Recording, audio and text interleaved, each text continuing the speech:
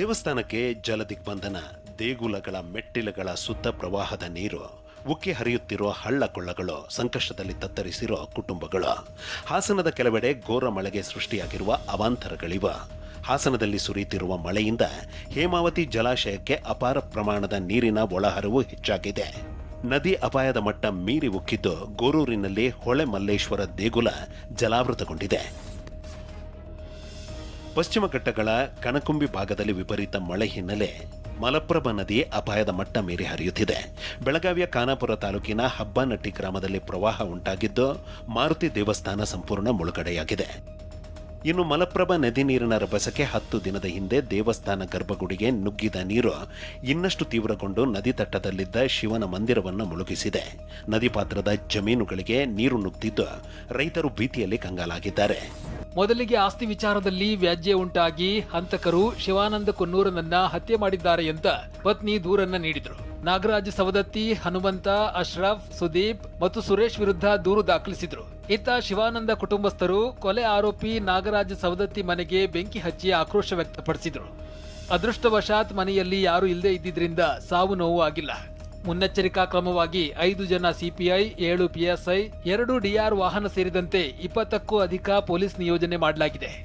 ಕೊಲೆ ಕೇಸ್ನಲ್ಲಿ ಟ್ವಿಸ್ಟ್ ಎಂಬಂತೆ ಕೊಲೆ ಆರೋಪಿ ಅಶ್ರಫ್ ಮಾತನಾಡಿರುವ ಆಡಿಯೋ ವೈರಲ್ ಆಗಿದೆ. ಶಿವಾನಂದ ಹೆಣ್ಣು ಮಕ್ಕಳ ಜೊತೆ ಇದ್ದ ಫೋಟೋ ನನ್ನ ಕಡೆ ಇದ್ವು. ಫೋಟೋ ತೆಗೆದುಕೊಳ್ಳೋದಕ್ಕೆ ನನಗೆ ಹೊಡೆದು ಹಿಂಸೆ ಕೊಟ್ಟಿದ್ದಾನೆ. ಆತ ನನ್ನ ಕೊಲೆಗೆ ಸುಪಾರಿ ನೀಡಿದ್ದ. ಹೀಗಾಗಿ ನಾನೇ ಮುಗಿಸಿ ಬಿಟ್ಟಿದ್ದೇನೆ ಅಂತ ಅಶ್ರಫ್ ಕೊಲೆ ಹಿಂದಿನ ಕಥೆಯನ್ನ ಬಿಚ್ಚಿಟ್ಟಿದ್ದಾನೆ. ಶಿವಮೊಗ್ಗದ ಸಿಮ್ಸ್ ಪಿಜಿ ಮೆಡಿಕಲ್ ವಿದ್ಯಾರ್ಥಿನಿ ಮೇಲೆ ಪ್ರೊಫೆಸರ್ ಡಾಕ್ಟರ್ ಅಶ್ವಿನ್ ಹೆಬ್ಬಾರ್ ಲೈಂಗಿಕ ಕಿರುಕುಳ ನೀಡಿದ್ದಾರೆಂದು ಆರೋಪಿಸಿ ವಿದ್ಯಾರ್ಥಿಗಳು ಪ್ರತಿಭಟನೆ ನಡೆಸಿದ್ದಾರೆ.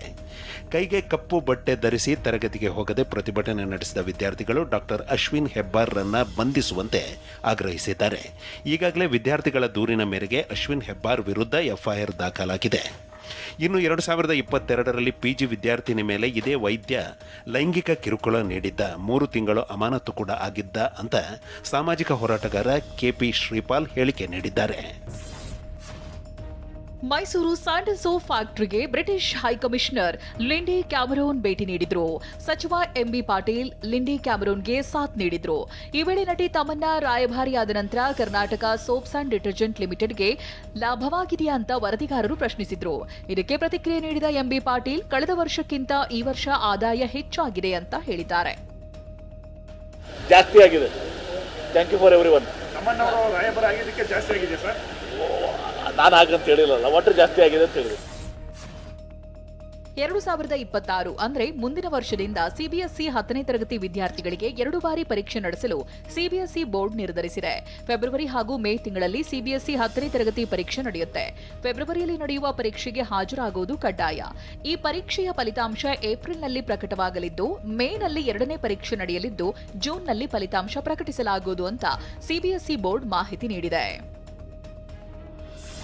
2019ರ ಬಾಲಾಕೋಟ್ ಏರ್ ಸ್ಟ್ರೈಕ್ ವೇಳೆ ವಿಂಗ್ ಕಮಾಂಡರ್ ಅಭಿನಂದನ್ ಬಂಧಿಸಿದ್ದ ಅಧಿಕಾರಿ ಹತ್ಯೆಯಾಗಿದ್ದಾನೆ. ಪಾಕಿಸ್ತಾನದ ವಿಶೇಷ ಪಡೆ ಅಧಿಕಾರಿ ಮೇಜರ್ ಸೈಯದ್ ಮುಯಿಶ್ನನ್ನ ತೆಹರಿಕೆ ತಾಲಿಬಾನ್ ಈ ಪಾಕಿಸ್ತಾನ್ ಉಗ್ರ ಸಂಘಟನೆ ಹತ್ಯೆಗೈದಿದೆ.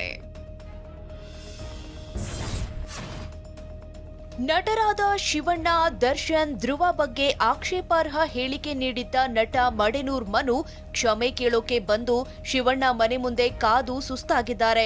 ನಟರನ್ನ ನೇರವಾಗಿ ಭೇಟಿ ಮಾಡಿ ಕ್ಷಮೆ ಕೇಳಲು ಆಗದೆ ಪತ್ರದ ಮೂಲಕ ಕ್ಷಮೆ ಕೋರಿದ್ದಾನೆ. ಆರ್ಸಿಬಿ ಕಪ್ ಸಂಭ್ರಮಾಚರಣೆ ವೇಳೆ ಕಾಲ್ತುಳಿತ ಪ್ರಕರಣದ ಬೆನ್ನಲ್ಲೇ ಸಂಭ್ರಮಾಚರಣೆಗಳಿಗೆ ಕಟ್ಟುನಿಟ್ಟಿನ ನಿಯಮಗಳನ್ನ ಬಿಸಿಸಿಐ ಸಿದ್ಧಪಡಿಸಿದೆ. ಇಂಗ್ಲೆಂಡ್ನಲ್ಲಿರೋ ಭಾರತ ತಂಡ ಇಂಗ್ಲೆಂಡ್ ವಿರುದ್ಧ 50 ಓವರ್ಗಳಲ್ಲಿ 442 ರನ್ ಸಿಡಿಸಿ ಅಬ್ಬರಿಸಿದೆ.